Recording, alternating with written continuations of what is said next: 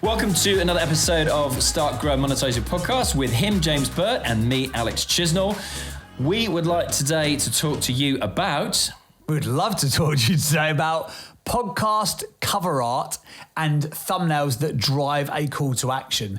Now, you might, if you have considered scrolling through YouTube, you might have not really consciously thought about why you click on the thing that you do click on. But I tell you what, there's a lot of people out there, including what they call data scientists, who've done a lot of studying on this to make sure that you actually click those thumbnails. And in a world of podcasting, really, you've got kind of two things that are going to drive a call to action initially. You've got the name, there's three title. things. You've got the name of the show itself, you've got the title of the episode, or you've got the thumbnail.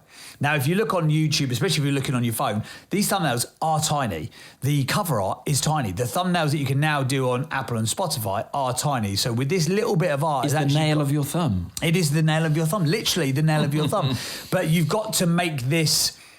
do quite a bit, although it's a tiny bit of content. It has to do quite a lot of work for you. It's got to resonate with the target audience. It's got to intrigue them enough to want to click it, and it's got to communicate what they're going to get from that episode, in essence. And it's got to do all of that in probably sub 7 words, something like that. Yeah. So the best thing that we can suggest here, and this is hard to do on a sort of an audio formatted podcast, but go on, and I'd thoroughly suggest that you do this. Go on to YouTube and type in your favourite podcast and go through their feed and see what it is that catches your attention, because you'll see some commonalities. Now, Mr. Beast, for example, has become an absolute wizard at this, but you can look at like High Performance Podcast, you can look at Happy Place Podcast, you can look at Diary of the CEO, for example. Professor G Podcast. Scrooge Do It Podcast, Start, Grow, Monetise Your Podcast. But those thumbnails, there will be something that hooks you into it. Now, normally it is something that's either the face, what you will often find, or what you most commonly find, is that the face will be looking straight down the barrel of the camera. That is going to get you the most interaction, is when the face, looking like this because then I'm connecting with you, is looking down the barrel of a camera. Now, you got to make sure that the facial image on the graphic matches the title. So, for example, there's a brilliant example of this when Gary Vee went on to Diary of a CEO, and there's a whole thing in a clip of him crying, and it made it look, but from the edit, Ant Smith, shout out to Ant Smith, good friend of the show, the trailer editor or head of trailers at Flight Studio. Director of trailers at Flight Studio, which creates Diary of a CEO. Now, this trailer made it out like somebody had died, or that Gary Vee, he was like, I was just so sad to lose her, and he started crying.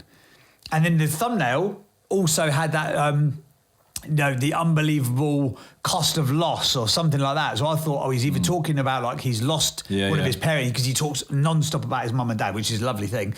But he'd recently got divorced. I was thinking, maybe he's talking about the divorce thing, because he's always kept that very, very quiet. I was like, that's what they're going to be talking about. It wasn't. He was just talking about how much of a lovely upbringing he had with his mum. Right. But the way that they cut it and edited it, and the thumbnail that then made you think that was the subject, it was so clever. So go through the feed of your favourite podcast and look at what literally catches your eye. You can also do the exact opposite of that. Yes. And you could have a picture of somebody, absolutely bursting with joy and happiness. And in the title, you could have whatever the title was, My Devastating Loss. Yeah. And that arouses your curiosity. Yes. And that will get you to click on that thumbnail. Yeah. And then you literally have seconds to grab somebody's attention and get them to keep watching and keep listening. Think of a thumbnail like a promise. And then you've got to deliver on that promise within the first sub 10 seconds of that content, realistically, and get people to want to consume that content. Again, we've got a couple of really good little AI tools and hacks that will help you with this. So, for example, as part of our workflow, which we talked about in a previous episode, check that episode out, by the way, because it's really, really useful. But as part of the workflow, we will transcribe the whole podcast episode.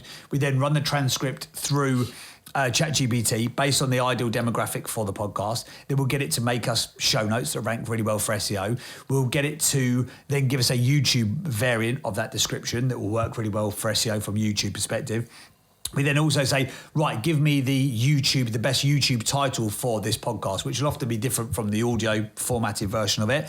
Then say, right, give us give me the wording for 3 beta test thumbnails, because you can beta test the thumbnails on YouTube now. So you can do all of this stuff relatively quickly, because I think one of the challenges that people think is that, well, Dive SEO, they've got a team of 50 people, or, Alex, I know you've got a team, and James, you've got a podcast production team, so it's easy for you guys. But if you are still doing this by yourself, you can still do a lot of the heavy lifting utilising these tools.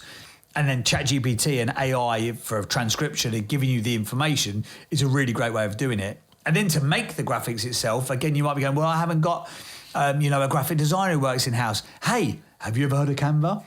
Yeah, brilliant bit of software. Brilliant bit of software. $10 a month. Yeah. It's like having a graphic designer without having to be a graphic designer. Just wanted to take a quick minute to say a big thank you for watching this podcast. If you are thinking about starting your own podcast to grow your brand or your business, then we would love to help you out. Yourpodcastcourse.com is a place where you can find 55 on-demand videos. There's trainings, there's blueprints, there's guides, there's cheat sheets, there's downloads. Everything that you need to utilize and to start your own powerful podcast is in there right now. It's guaranteed for 7 days. So if you don't like it, we'll return your money, and we're going to start you off with a fantastic offer. Absolutely. Just because you are consuming this podcast for a limited time only, for the first 25 people only this is going to be, we're going to give you 50% off yourpodcastcourse.com. Click the link that's in the show notes. There's information there, and it will be 50% off joining the course. As I say, we will walk you through how to start, how to grow, how to monetize your podcast. We'll talk to you about artwork, setup, names, ideal listener profiles, how to get the ideal guest, how you do the interviews, how you do the 14-day launch process, everything you need to utilize and to know to create a powerful podcast. We will tell you. We've done it 400 plus times. We have done some of the most successful podcast launches in Europe at this point in time, and the exact strategy and process that we charge tens of thousands of pounds to our agency clients for, you can get access to through yourpodcastcourse.com. 50% off for a limited time only. Click the link in the show notes now. Cheers. And also to point out, when you say like you beta test thumbnails, so to dig into that a little bit more, is like now YouTube, we used to use another piece of software for that, but now YouTube enables you to upload multiple thumbnails and it will beta test them. And what we mean by that is it will literally show those thumbnails to your audience, and it will just cycle through them. So different people will see different thumbnails, and it will then decide this is the most popular one, this is getting the most interest, and it will show that one. And I know Dive SEO take that to the, we would do something like 3 to 6, maybe 9 different thumbnails. Okay. And you could, Dive SEO will change little things, like we've got DOAC in the top right hand corner. We'll then remove that for another thumbnail. We'll then put Dive SEO instead of DOAC in the top right corner. Little iterations like that. Just fine tuning it to get, as Ant says, that 1% differential. So, as you say, use Canva, upload 3, or do 2 different ones, and just see the difference in people's response to that. Because as we say, YouTube will cycle through those for you and pick the most one that's eliciting, another good word, most curiosity. That's you. I haven't eaten anything. You were on some grammar fire. Fire.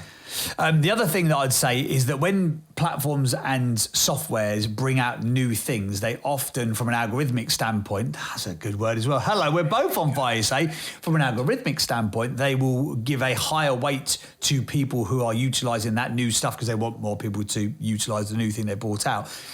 The reason why I bring that up is that previously, Apple didn't show individual podcast artwork, episode artwork, apart from on desktop, but they now do on Apple on your device as well. So for example, it is very, very worthwhile. Yes, it's another job, but it's still worthwhile to do. It's very worthwhile making, if you're going to go to the time, effort and energy of making a thumbnail for YouTube or for the video version of your podcast, try and reformat that into a square version so you can also upload that onto Spotify, Amazon Music, Apple Podcasts, and again, whichever RSS syndication software you're using. We've talked about that in previous episodes, so don't worry about getting confused about that subject. But whichever, whether you're using Captivate, Buzzsprout, Libsyn, Podbean, whichever one it may be, Spotify for creators, you can upload, when you upload your individual episode, you can now upload the individual artwork as well for that episode, and it will pull through to the majority of those different platforms. And I think, again, from an algorithmic standpoint, that they will give a weight of interest to the fact that you have done that within what you're doing. Final point on this subject is that, yes, we've talked about the artwork and the thumbnails, but what's also really important to understand from a YouTube perspective and from a video perspective in general is you've effectively got 2 bites of the cherry, right? So you've got the tagline almost, or the headline on the thumbnail, and then what it'll also do is it will show you the first, I think it's 80 characters of the actual title of that podcast episode as well. And you want the title different. You want it different, so you don't want to, like this episode, for example. I don't know what it's going to be yet, but how to make thumbnails which guarantee reach. Like that might be what ChatGPT tells us that it should be on the thumbnail, but we don't want to also utilize that as the title, because then we're missing an opportunity, because we might be able to hook somebody. Alex's amazing golf outfit.